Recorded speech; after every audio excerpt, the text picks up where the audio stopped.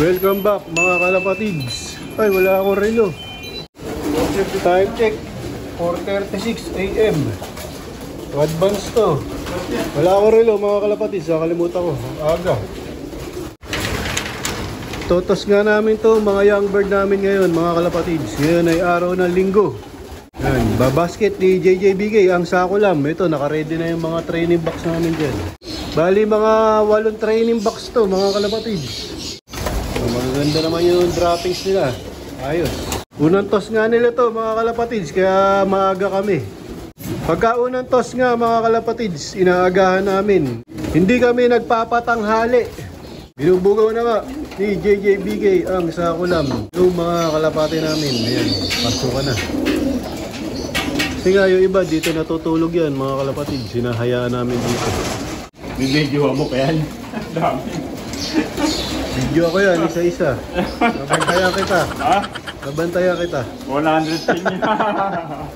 Tunaw-una eh. Ha? Tunaw-una.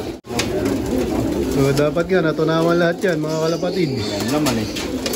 Pagka merong hindi natunawan dyan, mahirap pa makauwi yun. Siya, ano yun, pagka ganun mga kalapatids, may problema yung ganun. Ayaw namin yun, yung hindi natutunawan. Dapat ngayong umaga, tunaw na yung mga kinain nila kahapon. So yan, unang training box. 14. So hindi ko na ipapakita lahat, isa-isa. Marami to. Dami. Huli, nagbablog. So ito na mga kalapatids. Naka-ready na yung aming mga kalapati. Ihanda na ni JJBK ang sako lam. Tama, 100 pin. Ha? 100 pin. Oh, 110. Ayan, binuksan na ni JJBK yung trapdoor. Mamaya na nga kakain yan pagdating kasi maaga naman sila uwi. Naikamada na ni JJBK ang sako lam. Dilim, time check 5:02 mga kalapatids. Yan nga, 8 training box yung dala namin. Halos puno na itong sasakyan. Nilagyan na namin ang kulambo para hindi na masinghot yung mga balahibo nila pag bumabiyahe. Alis na kami mga kalapatids. Kailangan namin makarating doon na bago mag alas 7. Di dapat magpatanghali. Nandito na nga ako sa release site mga kalapatids. Time check 6:34.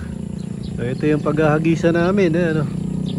Dito yan sa Pililya, unang hagis ng mga kalapati namin.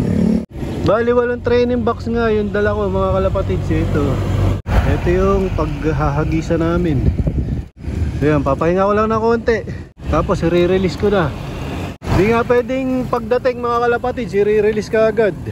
Dapat maramdaman muna nila yung panahon dito sa pagre-releasean. Madama muna nila yung lugar.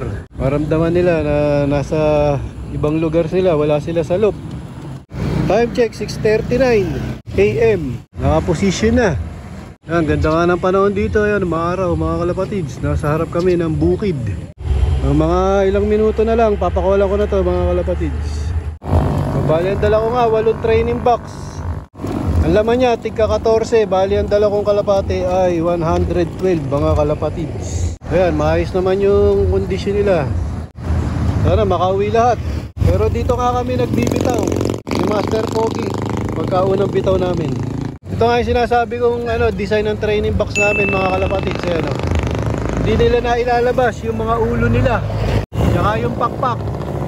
Kahit maglikot sila, hindi nila na ilulusot yung ulo nila dito. Ayan, kaya hindi na kami nagpapatulog sa training box. Diretso ka agad tos. Ayan mga kalapatids, bilis na yan, sabay-sabay. Maglabasan,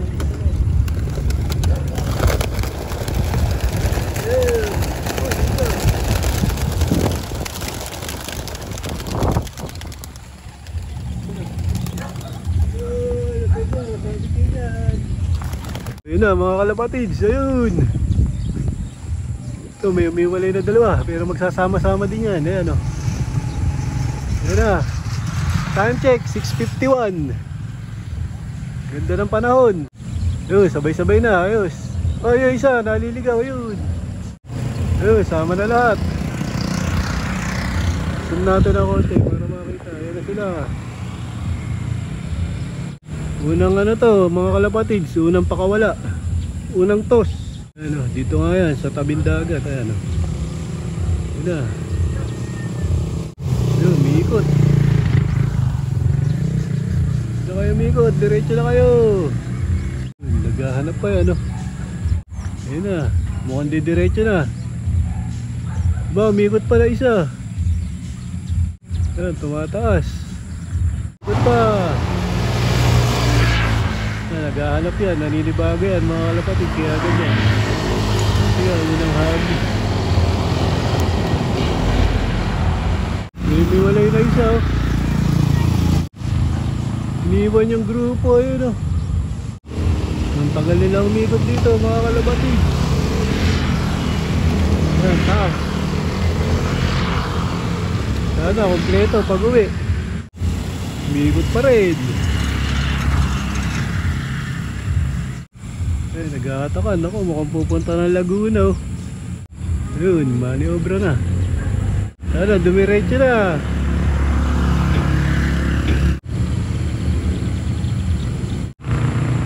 Ayun, sa Laguna papunta.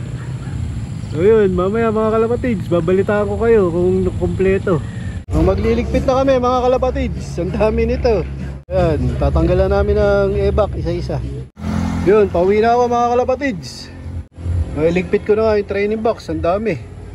Ayan, tatakpan ko na ng kulambo. Ito nga yung pinag-releasean namin oh. Ayan, maganda yung panahon. Sana nakauwi na yung mga kalapate namin. Check 741. Ito na sila.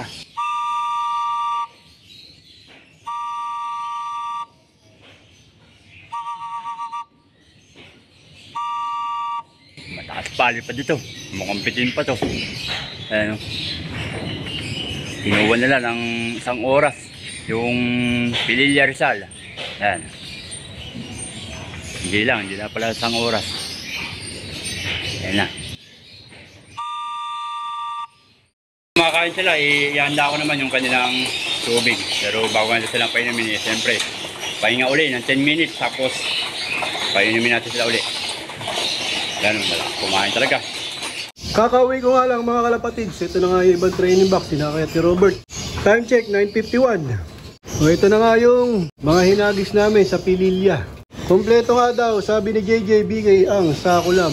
Yan, sabay-sabay dumating. O dun nga yung laging unang hagis namin ni Master Pogi. Tulad ng sinabi ko kanina. Hindi na kami nagtotos ng mag-uumpisa sa 5, 10, 15 kilometers. So, dun kaagad. Subok na namin yan mga kalapatids. Pero dapat maganda yung panahon. Tapos umaga. Hindi pwedeng tanghali. Pagka unang toss nila. Kasi nga mawiwindang yan. Pagka unang toss tapos tanghali mo binitawan. Pwedeng may mawala sa kanila o madisgrasya.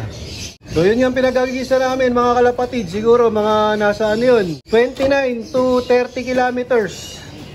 So ganun nga yung unang hagis namin. Hindi na ako nagpapatulog sa training box. Kasi nga yung training box namin nakadesign na hindi mailalabas yung mga ulo at pakpak. Unang toss nila yan mga kalapatid. So dito ko natatapusin ang video ko para sa araw na to. Please like, share, comment, subscribe. Keep safe, God bless. Ingat mga kalapatids.